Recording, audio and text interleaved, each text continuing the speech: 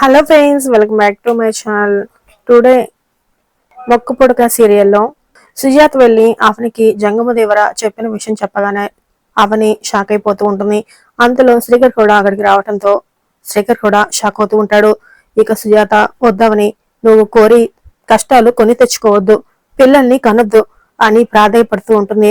అదే సమయానికి అక్కడికి కృష్ణ, నిహారిక ఇద్దరు కూడా వచ్చి, అవునవని, మీ అక్క చెప్పినట్టు నువ్వు పిల్లల్ని కనకు, ఇది మా స్వార్థం కోసం కాదు, నీ మంచి కోసమే చెప్తున్నాం, కోరి కష్టాల్ని ఎందుకు తెచ్చుకుంటావు, పిల్లల్ని కనకు అని కృష్ణ, నిహారిక చెప్తూ ఉండగా, ఏంటి ఇది మీ స్వార్థం కోసమా అని శ్రీకర్ అడుగుతూ ఉండగా, ఇది మా స్వార్థం కోసం అయి ఉంటే ఇలా చెప్పుండే వాళ్ళం కాదు, నువ్వు అవన్ని చాలా ప్రేమగా చూసుకుంటావు కదా, అవనికి కష్టం వస్తే తట్టుకోలేవు కదా, అందువల్ల మేము ఇలా చెప్తున్నాం. సుజాత చెప్పినట్టు మీరు పిల్లల్ని కనకపోవడమే మంచిది, దయచేసి మా మాట వినండి అని కృష్ణ, నిహారిక కూడా చెప్తూ ఉంటారు. అదే సమయానికి అక్కడికి వేదవతి, ప్రసాదరావు వచ్చి, ఏంటి సుజాత, మీ చెల్లెలకి నూరు పోస్తున్నావు, మళ్ళీ ఇదో కొత్త నాటకమా అని వేదవతి అడుగుతూ ఉంటుంది.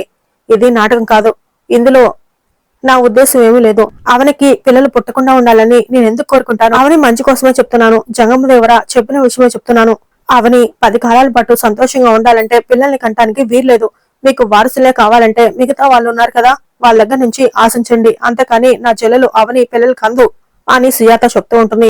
దాంతో వేదవతి, ప్రసాదరావు, ఏంటి సుజాత, మా కుటుంబం మీద ఉన్న ద్వేషంతో ఇలా మాట్లాడుతున్నావు కదా, మళ్ళీ ఇదో కొత్త నాటకం ఆడుతున్నావా, నీ స్వార్థం వల్ల అవనికి పిల్లలు పుట్టే యోగం లేకుండా చేయాలనుకుంటున్నావా, అవని సుజాత మాటలు వినకు, నువ్వు పిల్లలు కనే యోగాన్ని పోగొట్టుకోవద్దు అని వేదవతి చెప్తూ ఉంటుంది. లేదవని, నీ మంచి కోసం మీ అక్క చెప్తుంది, మీ అక్క మాట విను, నువ్వు పిల్లల్ని కనొద్దు అని నిహారిక, కృష్ణ చెప్తూ ఉంటారు. అలా తల ఒక దిక్కున అవనిని డిస్టర్బ్ చేస్తూ ఉంటారు. దాంతో అవని టెన్షన్ పడిపోతూ సతమతమవుతూ, ఆపండి అని పెద్దగా అరుస్తూ ఉంటుంది. దాంతో అందరూ ఆగిపోతారు. ఇక అవని, మా అత్తయ్య, నా భర్త మాట విన్నావు కదా, నేను పిల్లల్ని కని తీరుతాను, నేను పిల్లల్ని కంటాను, అందులో ఎలాంటి అనుమానం లేదు, నేను ఎవరి మాట వినను అని అవని తన నిర్ణయం చెప్తుంది. దాంతో సుజాత ఒక్కసారిగా షాక్ అవుతూ ఉంటుంది.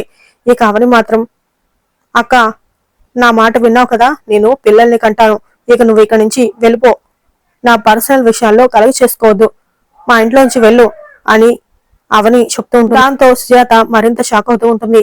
ఇక సీన్ కట్ చేస్తే సుజాత అవనికి వెళ్ళి నిజం చెప్పడం వల్ల అవని ఇలా ప్రవర్తిస్తుంది అన్న విషయాన్ని తలుచుకుంటూ, ఇంకా అవని ఇంటికి వెళ్ళకముందే ఇదంతా కూడా జరిగిపోయినట్లుగా భ్రమపడుతూ కలకంటూ ఉంటుంది.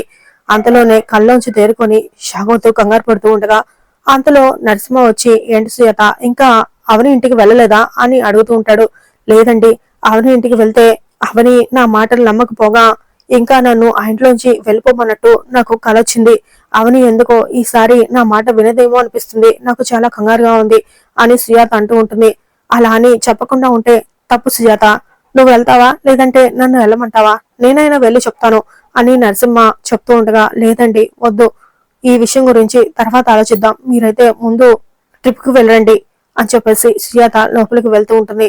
దాంతో నరసింహ కూడా సైలెంట్ గా అక్కడి నుంచి వెళ్తూ ఉంటాడు. ఇక మరోవైపు జంగం దేవర గుడి దగ్గరికి వెళ్లి గుడి దగ్గర ఉయ్యాల్లో అమ్మే అతని దగ్గరికి వెళ్లి ఒక ఉయ్యాల ఇవ్వమని అడుగుతూ ఉంటాడు.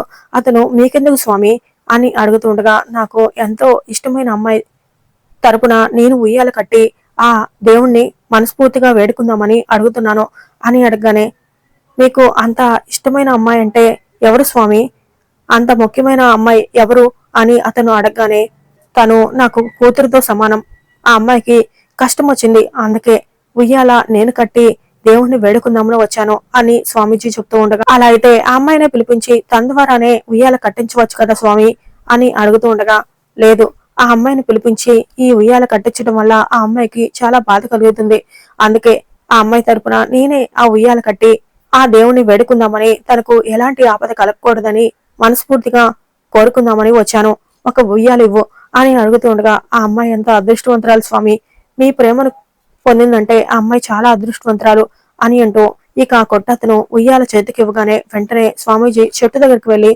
అమ్మవారికి నమస్కారం చేసుకొని, అవనికి ఎలాంటి కష్టం రాకూడదు, తను క్షేమంగా ఉండాలి, సంతోషంగా ఉండాలి అని దండం పెట్టుకొని స్వామీజీ చెట్టుకి ఉయ్యాల కడుతూ ఉంటారు. మరోవైపు అదే సమయానికి అవని పూజ గదిలో కూర్చొని అమ్మవారికి పూజ చేసి దండం పెట్టుకుంటూ ఉంటుంది. ఇక స్వామీజీ అలా ఉయ్యాల కట్టి తిరిగి వెళ్ళిపోతూ ఉండగా అప్పుడే సుడిగాలి వచ్చినట్లుగా గాలి పెద్దగా వీచి ఆ ఉయ్యాల గిరగిరా తిరుగుతూ ఉంటుంది. దాంతో స్వామీజీ కంగారు పడుతూ షాక్ అవుతూ ఉంటారు. అంతలోనే ఆ ఉయ్యాల చెట్టు నుంచి ఊడిపోయి కింద పడిపోతున్న సమయంలో స్వామీజీ ఆ ఉయ్యాల కింద పడకుండా చేతిలో పట్టుకొని ఇలా అంటూ ఉంటారు, ఉయ్యాల కింద పడలేదు, నా చేతిలోనే పడింది. అంటే దీని మహిమను కోల్పోలేదు. తలరాత అవనికి వ్యతిరేకంగా ఉన్న ఆ శక్తి అవనికి అనుకూలంగా పనిచేస్తుంది. అవని కదా ఏం జరగబోతుందో అంత చిక్కట్లేదు అని అంటూ ఇక స్వామీజీ మళ్ళీ చెట్టుకి ఉయ్యాల కట్టి తన దగ్గర ఉన్న శంఖాన్ని పూరిస్తూ ఉంటారు. ఇక మరోవైపు నిహారిక 5 రోజులు మాత్రమే ఉంది. 5 రోజులు ఎలాగో అయిపోయాయి. అవని ఎన్ని యజ్ఞాలు ఎన్ని పూజలు ఎన్ని చేసినా సరే నన్ను గెలవలేదు. నాదే గెలుపు, అవని ఓటమి తథ్యం అని నిహారిక అనుకుంటూ ఉండగా అందులో కృష్ణ వచ్చి ఉదయాన్నే లేచి తెలుసుకోటకు పూజ చేసినట్టు నువ్వు కూడా క్రమం తప్పకుండా రోజు లేచి ఈ బోర్డును చూస్తున్నావు. ఈ 5 రోజుల్లో ఏం జరగబోతున్నట్టు అని అడుగుతూ ఉంటాడు. ఏ పనైనా పట్టుకుంటే ఆ పని మీద శ్రద్ధ ఉండాలి కృష్ణ అని నిహారిక అంటుంది. కరెక్టే, ఏ పని గురించైనా శ్రద్ధ పెట్టాలి, కానీ అవని నీ గురించి బయట పెట్టదు అని నువ్వు ఆలోచిస్తున్నావు. మనం ఆలోచించాల్సిన మరో విషయం గురించి నువ్వు మర్చిపోతున్నావు అని కృష్ణ చెప్తూ ఉండగా ఏంటది అని నిహారిక అడుగుతుంటుంది. ఏంటంటే మనకంటే ముందు అవనికి పిల్లలు పుడితే అప్పుడు పరిస్థితి ఏంటి అని కృష్ణ అడగగానే నిహారిక షాక్ అవుతూ ఉంటుంది. విన్నావా, నాది లాయర్ పాయింటే కదా. లావణ్య వదిన మన పోటీలో ఎలాగూ లేదు.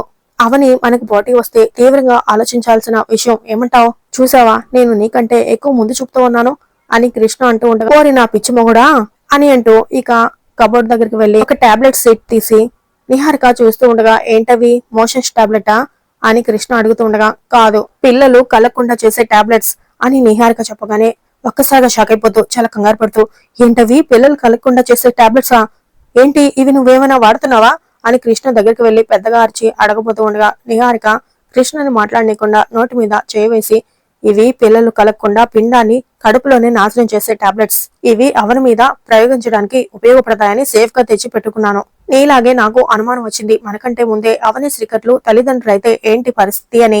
అప్పుడు నాకు ఇలాంటి ఆలోచన వచ్చింది. ఇప్పుడు నీకు కూడా ఇలాంటి ఆలోచన వచ్చింది కాబట్టి వెంటనే అవనితో ఈ టాబ్లెట్స్ మింగిస్తాను, పాలల్లో కానీ కాఫీలో కానీ కల్పిస్తాను. ఆ పని ఇప్పుడే జరిగిపోవాలి అని నిహారిక అనగానే ఇప్పుడా అని కృష్ణ అడుగుతుండగా అవును, మనం అనుకున్న పని జరగాలి అంటే ఇప్పుడే తాగించాలి.